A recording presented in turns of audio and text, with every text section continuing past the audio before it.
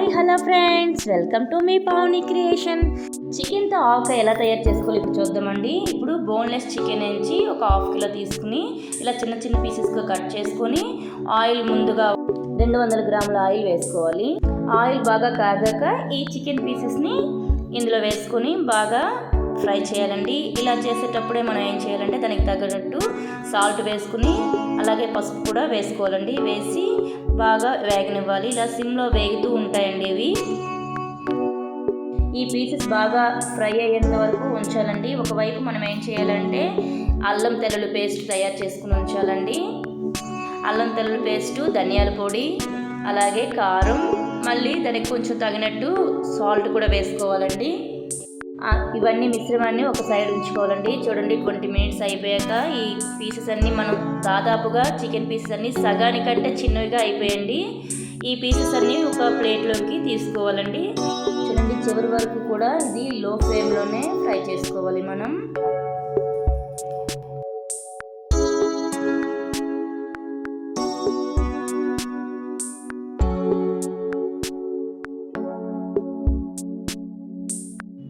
వీటిని ఇలా ప్లేట్లో తీసుకుని ఉంచుకోవాలండి. ఆయిల్ లేకుండా, ఆయిల్ మాత్రం అందులోనే ఉంచేయాలండి, కళాయిలోనే. ఎందుకంటే దీనిలోనే మళ్ళీ మనం అల్లం తెల్లుల్లి పేస్ట్ని ఫ్రై చేసుకోవాలి కాబట్టి.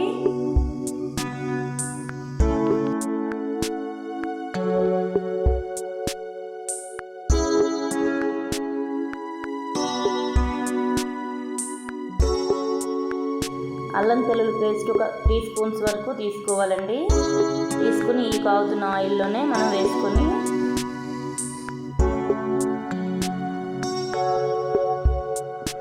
బాగా ఫ్రై చేసుకోవాలి దీన్ని కూడా.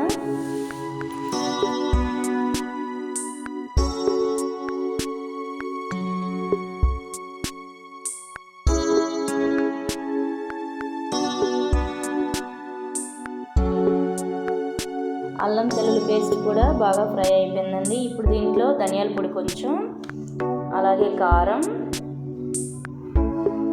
అలాగే కొద్దిగా ఉప్పు కూడా మళ్ళీ యాడ్ చేసుకోవాలండి. ఈ ఆయిల్కి తగినట్టుగా ఉండాలి కాబట్టి. ఇది ఆవకాయ కాబట్టి కొంచెం కారం ఉప్పు ఎక్కువగానే పడుతుందండి దీనికి.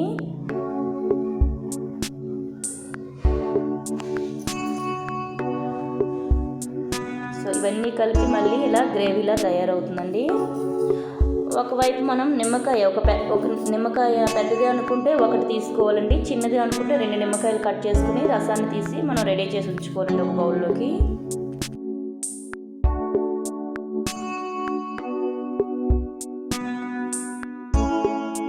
ఇప్పుడు ఈ గ్రేవీ అంతా అయిపోయింది కదండి, బాగా ఫ్రై.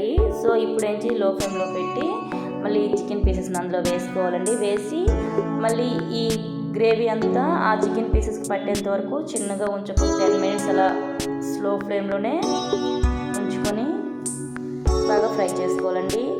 ఆపిన తర్వాత లైట్గా చల్లగా అవుతుంది అన్న టైంకి మనం ముందుగా తీసుకున్న నిమ్మరసాన్ని కలుపుకోవాలండి ఇందులో.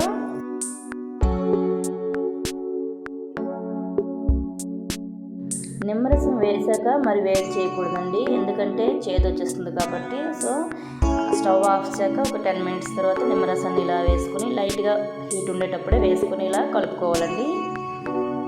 పులుపు అనేది బాగా పడుతుందండి.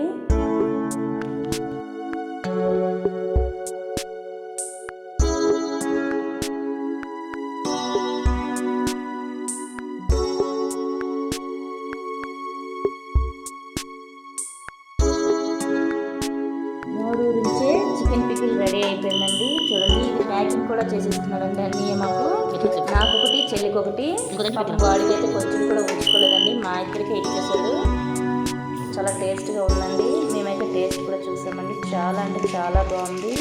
మీరు కూడా ట్రై చేసి ఎలా ఉందో మాకు కామెంట్ బాక్స్లో పెట్టండి.